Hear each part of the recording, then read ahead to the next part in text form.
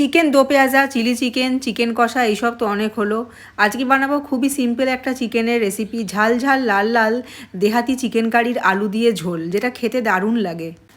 500 gram chicken নিয়ে ভালো মতো ধুয়ে পরিষ্কার করে তার উপরে দিয়ে দিলাম লাল লঙ্কা গুঁড়ো, মানে কাশ্মীরি রেড মির্চ কালারের জন্য। তার সঙ্গে নুন, হলুদ, গোলমরিচের গুঁড়ো, একটু কাঁচা সর্ষের তেল এবং তার সাথে আদা, পেঁয়াজ, রসুন, টমেটো এবং কাঁচা লঙ্কার একটা পেস্ট। সব কিছু মিশিয়ে ইনগ্রেডিয়েন্টসগুলোকে ভালো মতো মাংসটাকে ম্যারিনেশন করে রেখে দিতে হবে প্রায় আধা ঘন্টা মতো ঢাকা দিয়ে। এইদিকে ডুমো ডুমো করে আলু কেটে নিচ্ছি, কারণ এই হালকা পাতলা চিকেনের ঝোলে আমি আলু দেব। স্লাইস করে পেঁয়াজ কেটে নিচ্ছি, কারণ পেস্টের সাথে কুচি পেঁয়াজও কিছু অ্যাড করব।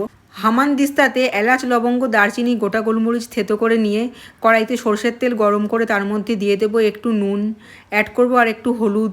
তারপরে ডুমো করে কেটে রাখা আলুগুলোকে দিয়ে ভালো মতো ভেজে নেব। এপিট ওপিট লাল লাল করে ভাজতে হবে, যাতে সেদ্ধ করার সময় কোনো প্রবলেম না হয়। আলুগুলো ভাজা হয়ে গেলে তুলে নিয়ে ওই তেলের মধ্যেই দিয়ে দেবো থেতো করে রাখা গোটা গরম মশলাটা। তারপরে অ্যাড করে দেবো কুচি করে কাটা পেঁয়াজ এবং কাঁচা লঙ্কা। একটু হালকা ভাজা ভাজা হলে তার মধ্যে অ্যাড করব আদা, পেঁয়াজ, রসুন, লঙ্কা, টমেটোর সেই পেস্ট, যেটা আমি মাংস ম্যারিনেশনের সময়ও দিয়েছিলাম। সব শুদ্ধ মিশিয়ে ভালো মতো একটুখানি নাড়াচাড়া করে দিয়ে দেবো গুঁড়ো মশলা, যেমন জিরে গুঁড়ো, ধনে গুঁড়ো, কালারের জন্য একটুখানি লাল লঙ্কা গুঁড়ো। সব মিশিয়ে এই পর্যায়ে ভালো মতো নাড়বো চাড়বো এবং তার সাথে একটু চিনি অ্যাড করব। চিনি আমি যে কোনো রান্নাতেই মশলা কষানোর সময় দিই, এতে বেশ সুন্দর কালার আসে এবং মশলা কষানোর সময় টেস্টটাও খুব ভালো হয়। দেখুন কি সুন্দর মশলাটা কষে কালার হয়েছে এবং তেল ছেড়েছে। এইবারে দিয়ে দেবো ভেজে রাখা আলুগুলো এবং ম্যারিনেশন করা মাংসটা। সব শুদ্ধ দিয়ে ভালো মতো নাড়তে চাড়তে হবে প্রায় 15 মিনিট মতো, লো টু মিডিয়াম ফ্লেমে। এইভাবে মাংস আর আলুটা কিছুটা কষে এলে গ্যাসের ফ্লেমটাকে একদম লোয়ের দিকে করে দিয়ে দেবো ঢাকা। ঢাকা দিয়ে মাংসটাকে আরও কিছুক্ষণ কষাবো। ঢাকাটা তোলার পরে দেখবেন কি সুন্দর আলু আর মাংস থেকে তেল ছেড়েছে, মোটামুটি বেশ ভালো কষেও গেছে, দেখলেই বুঝতে পারা যাচ্ছে।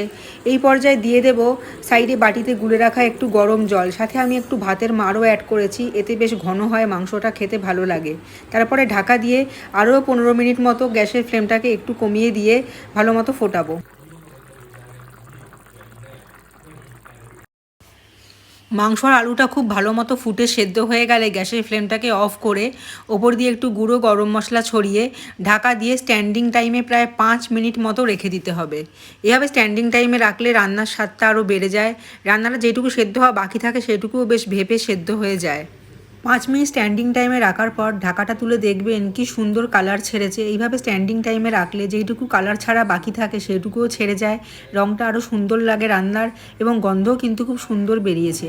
এইবার দেহাতি চিকেন কারি শুধু ভাতের সাথে খাওয়ার পালা। দেখুন চিকেনটা কি সুন্দর সফট হয়েছে, আলুটাও খুব সুন্দর ভেঙে যাচ্ছে।